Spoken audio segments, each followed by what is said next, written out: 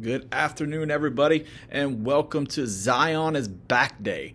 Unfortunately for Pelicans, it's a day we've gotten used to as fans of, that first day Zion's back, coming off an injury. Let's hope he's going to be healthy the rest of the year, and that's what we're going to see from him. But what does this mean for the Pelicans the rest of the season? Where do we stand? Is there a chance for the play-in, playoffs? Top 7, top 6 seed for playoffs is pretty much out of the picture at this point. Hoping to sneak into that 10 seed would be the best case scenario. But with Zion coming back, give you some optimism, give you reasons to watch games again because Zion is fun to watch. So I'm going to go ahead and jump right in here, and we're going to take a look at the Western Conference standings. As you can see, the Pelicans are currently at the bottom of the standings, 22 games below 500 at 7-29. So what are we chasing here? Are we chasing the Thunder, one Thunder to the Clippers? No, we are not going to catch any team that is above 500 at 20 wins. Our best chance at catching anybody would be the San Antonio Spurs. The good thing about the Spurs and all the teams ahead of us is we do have a lot of games left with them. We can make up our own ground there. So what does it look like the rest of the season for us? So with that, to make the playoffs, the Pelicans would need a 500 record minimum right now, as long as the season holds where it's at and the Spurs finish at 500. Now, these other teams could lose, could win more games, which would force the Pelicans number up. But I'm just going to go with a baseline right now to be tied with the San Antonio Spurs for that 10th spot. We would need to be at a 500 record. So we would have to win 34 of our last 46 games to finish 500 this season. So it's very difficult for the Pelicans to pull that off. Could they do it? Of course. Why not? It's sports. Anything can happen. We've seen crazier things happen in sports. I'll tell you what, though, if they do it, I would say the Pelicans would be a team to watch for in the playoffs, because any team that will win 34 out of their last 48 games coming into the playoffs is definitely one of the top teams in the NBA. So we can go back to 2002 and look at the record when the Pelicans sat atop the Western Conference on December 7th in 2002, but a 16-8 record. That's been one of the best runs for this group outside of the year before, where we had a little bit better record over a shorter span. But 16-8 wouldn't even be enough if we doubled that out. That would just be 32 wins and 16 losses, still keeping the Pelicans below the 500 mark. So we really need to try to, the best case scenario, should I say, for the Pelicans is to finish 34-12 with a 500 record and hopefully sneak into that 10 spot. And if you do get into that 10 spot, you can feel pretty confident in the team and how they're playing at that point. But is it likely? I don't think so. I don't think the Pelicans have what it takes to get to that magic number. I don't see us going over 500. I do see us improving. I do see us winning more games, which is kind of unfortunate, but fortunate at the same time. As a fan of the team, you always want to see them win. But unfortunately, we are not going to finish with the top 10 picks. So why is this important, Zion coming back? And I'm going to talk about that real quick too, because it gives you a fair evaluation of the roster. This entire team was built around Zion Williamson. And without having him on the roster, that is the main piece of the puzzle that is missing. So this roster couldn't properly be evaluated, is what I'm trying to say, without Zion. We've seen some good things from certain individuals. Yves Missi, how's he going to look with Zion back? They didn't get to play together much. No one's really gotten to play together much. Murray, does he actually make a difference now with Zion back on the floor, having a point guard to help distribute the ball with them? Hopefully we get Trey back, and he can be hitting those deep threes and spreading the floor out for Zion. It's going to be one of those things that I can't wait to see how this roster looks over the second half of the season. So that's something to keep an eye on. It allows for a fair evaluation of this roster, because the roster was built around Zion, and not having him is a major hole in it.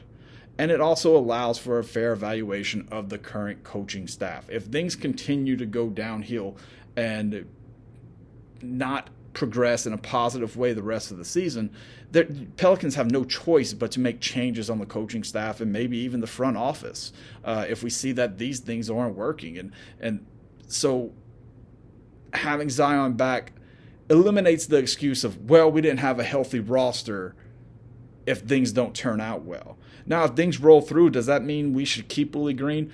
I'm not saying that. All I'm saying is if things do turn out well and we make the playoffs, it's hard once again to get rid of Willie Green because there's an excuse there to say the first half of the season everybody was hurt, so we didn't have a roster that was a competitive roster. And at times this season we haven't. But what I didn't like to see most of the year so far is a lack of effort, a lack of urgency within the players.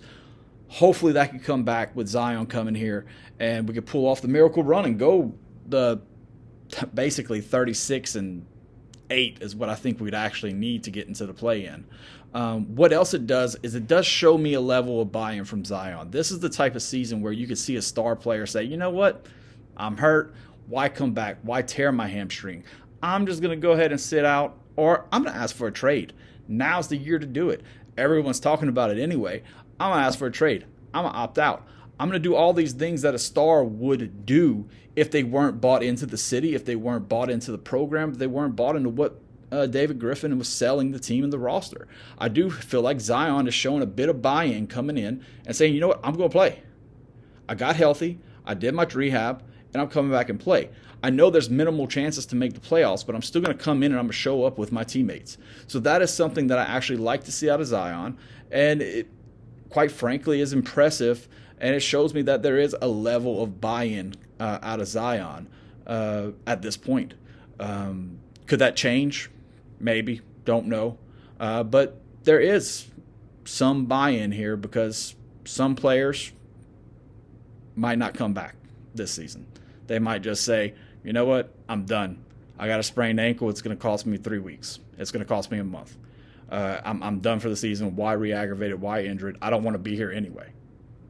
So Zion coming back tonight shows me that he does want to be here, and he is bought in, or has a level of buy-in anyway. Also, for Zion, it does give us a chance to increase his trade value. I hear a lot of people talking, oh, we need to trade Zion right now, get rid of him. He's a bum, he's this, he's that. No. Now's not the time to trade Zion. His value is at the absolute lowest it's going to be in his time in New Orleans. He has no value whatsoever right now. We need to see him back on the court and have a good second half of the season, and then consider blowing it up if we need to, if the results show that this is not working, that we built around Zion in the second half and we're seeing the roster we built and it's not working.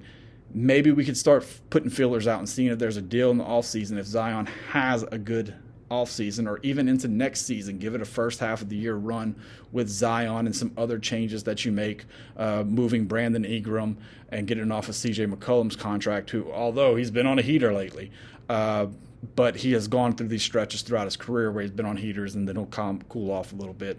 But we definitely need everybody, like I said, for the rest of the season if we want to hit that mark and try to get into the play-in. I don't think we're a tank team anymore.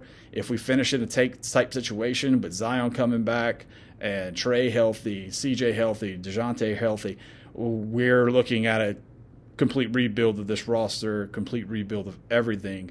And that's when you start considering moving on from Zion. Not at this point. His value is not very high. So I would not move from Zion right now. I'd let him increase his trade value, stay healthy the second half of the year, put up good numbers, and his value will increase over the summer. And hopefully into next year, if things aren't working out, then you can look for a suitable trade partner and trade him at his highest point. But right now, it's not the time to trade Zion. And overall, my son loves Zion. He's fun to watch on the court. My son's going to be sitting down with me tonight watching the game.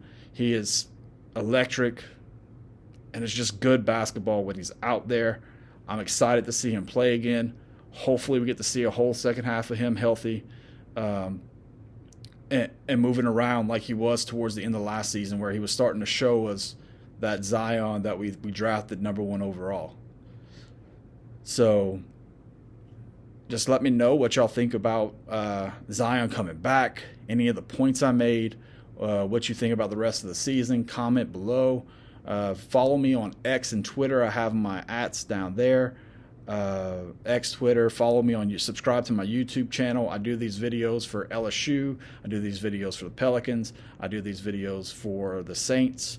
I'll be looking at some draft prospects coming up. I'll be looking at the coaching changes for the Saints. I'll be looking at transfer portals for LSU football, and I'll be hitting some LSU basketball and baseball items shortly as well. So go ahead and subscribe to my channel if you like what you saw. But thank y'all for tuning in. Go Pels, go Tigers, and y'all have a great day.